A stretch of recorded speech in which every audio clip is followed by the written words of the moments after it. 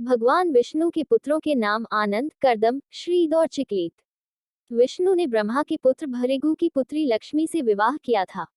शिव ने ब्रह्मा के पुत्र दक्ष की कन्या सती से विवाह किया था, लेकिन सती तो दक्ष के यज्ञ की आग में कूदकर भस्म हो गई थी। उनका तो कोई पुत्र या पुत्री नहीं थी। तब कैसे जन्मे शिव के पुत्र? सती के आत्मदाह करने के बाद सती ने अपने दूसरे जन्म में पर्वतराज हिमालय के यहाँ उमा के रूप में जन्म लिया। यह उमा ही बाद में पार्वती के नाम से विख्यात हुई। सती या उमा ही मां दुर्गा के रूप हैं। शिव और पार्वती के मिलन के बाद शिवजी का गृहस्थ जीवन शुरू हुआ और उनके जीवन में अनेक प्रकार की घटनाओं की शुरुआत हुई। पार्वती के साथ रहते हुए शिवजी के कई पुत्र हुए। शिवजी का पहला पुत्र गणेश भगवान शिव की पहली पत्नी सती थी, जो आग में जलकर भस्म हो गई थी। उन्हीं सती ने जब दूसरा जन्म पार्वती के रूप में लिया, तब उन्होंने भगवान शिव को प्राप्त करने के लिए तपस्या की। शिवजी ने प्रसन्न होकर उनकी मनोकामना पूर्ण की और उनसे विवाह किया। पुराणों में गणेश जी की उत्पत्ति की विरोधाभासी कथाएं मिलती हैं। भाद्रपद शुक्ल चतुर्थी को मध्याह्न के समय गणेश जी का जन्म हुआ था। एक कथा के अनुसार शनि की दृष्टि पड़ने से शिशु गणेश का सिर जलकर भस्म हो गया। इस पर दुखी पार्वती से ब्रह्मा ने कहा, जिसका सिर सर्वप्रथम मिले उसे गणेश के सिर पर लगा दो। पहला सिर हाथी के बच्चे का ही मिला। इस प्रकार गणेश गजानन बन गए। दूसरी कथा के अनुसार गणेश को द्वार पर बिठाकर पार्वती जी स्नान करने लगी। इतने में शिव आए और पार्वती के भवन में प्रवेश करने लगे। गणेश ने जब उन्हें रोका तो क्रुद्ध शिव ने उनका सिर काट दिया। इन गणेश की उत्पत्ति पार्वती जी ने चंदन के मिश्रण से की थी। जब पार्वती जी ने देखा कि उनके बेटे का सिर काट दिया गया तो वे क्रोधित हो उठी।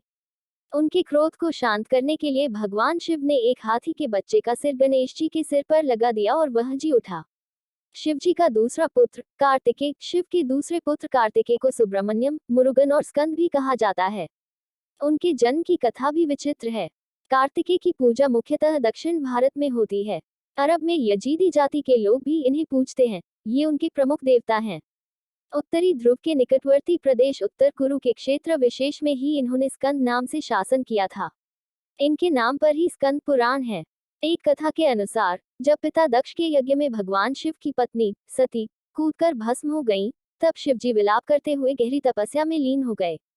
उनके ऐसा करने से सृष्टि शक्तिहीन हो जाती है। इस मौके का फायदा दैत्य उठाते हैं और धरती पर तारकासुर नामक दैत्य का चारों ओर आतंक फैल जाता है।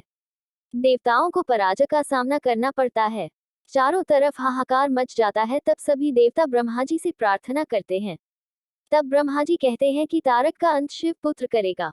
इंद्र और अन्य देव भगवान शिव के पास जाते हैं। तब भगवान शंकर पार्वती के अपने प्रति अनुराग की परीक्षा लेते हैं और पार्वती की तपस्या से प्रसन्न होते हैं और इस तरह शुभ घड़ी और शुभ मुहूर्त में शिवजी और पार्वती का विवाह हो जाता है।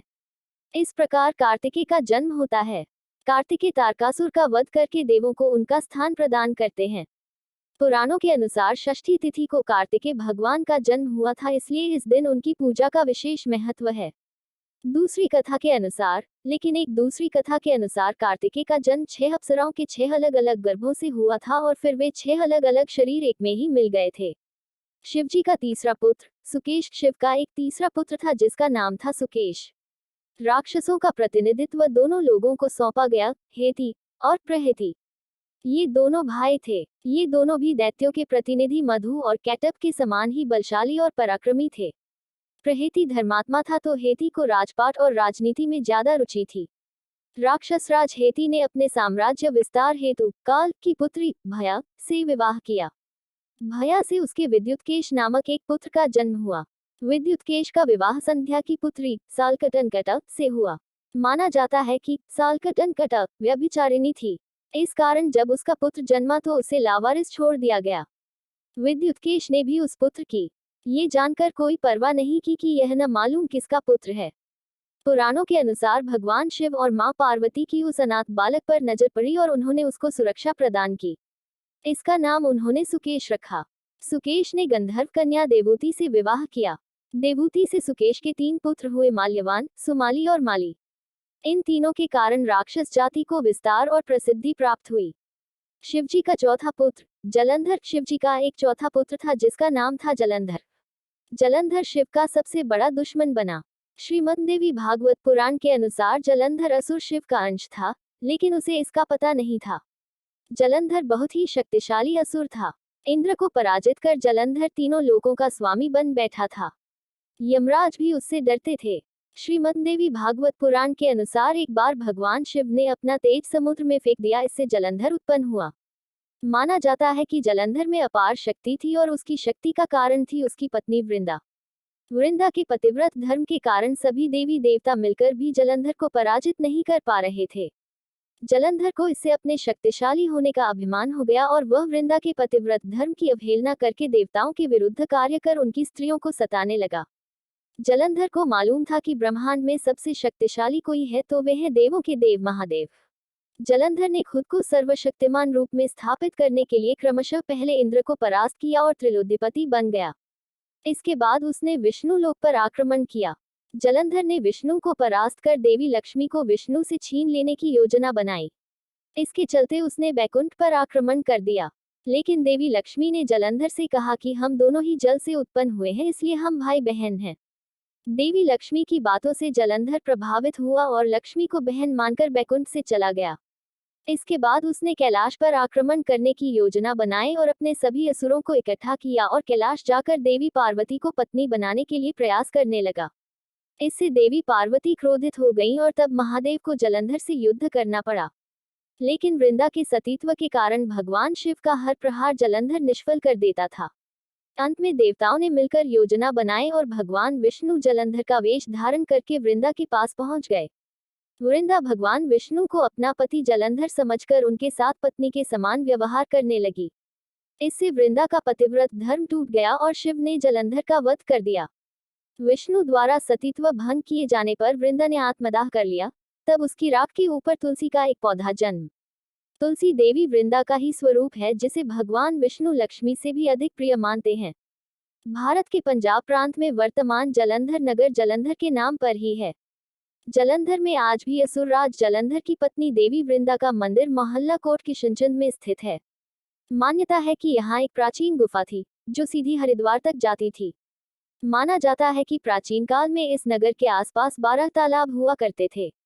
नगर में जाने के लिए नाव का सहारा लेना पड़ता था। शिवजी का 5वां पुत्र अयप्पा भगवान अयप्पा के पिता शिव और माता मोहिनी हैं। विष्णु का मोहिनी रूप देखकर भगवान शिव का वीर्यपात हो गया था। उनके वीर्य को पारद कहा गया और उनके वीर्य से ही बाद में सस्तव नामक पुत्र का जन्म का हुआ, जिन्हें दक्षिण भारत में अयप्पा कहा गया। शिव और विष्णु से उत्पन्न होने के कारण उनको हरिहर पुत्र कहा जाता है। भारतीय राज्य केरल में शबरीमलाई में अयप्पा स्वामी का प्रसिद्ध मंदिर है, जहां विश्वभर से लोग शिव के इस पुत्र के मंदिर में दर्शन करने के लिए आते हैं। इस मंदिर के पास मकर संक्रांति की रात घने अंधेरे में रह रहकर यहाँ एक ज्योति दिखती है। इस ज्योति के दर्शन के लिए दुनिया भर से करोड़ों श्रद्धालु हर साल आते हैं। शिवजी का छठा पुत्र भूमा एक समय जब कैलाश पर्वत पर भगवान शिव समाधि में ध्यान लगाए बैठे थे, उस समय उनके ललाट से 3 पसीने की बूंदें पृथ्वी पर गिरी। इन बूंदों से पृथ्वी ने एक सुंदर और प्यारे बालक को जन्म दिया, जिसके 4 भुजाएं थीं और वह रक्त वर्ण का था। इस पुत्र को पृथ्वी ने पालन पोषण करना शुरू किया। तभी भूमि का पुत्र होने के कारण ये भौम कहलाया। कुछ बड़ा होने पर मंगल काशी पहुंचा और भगवान शिव की कड़ी तपस्या की। तब भगवान शिव ने प्रसन्न होकर उसे मंगल लोक प्रदान किया।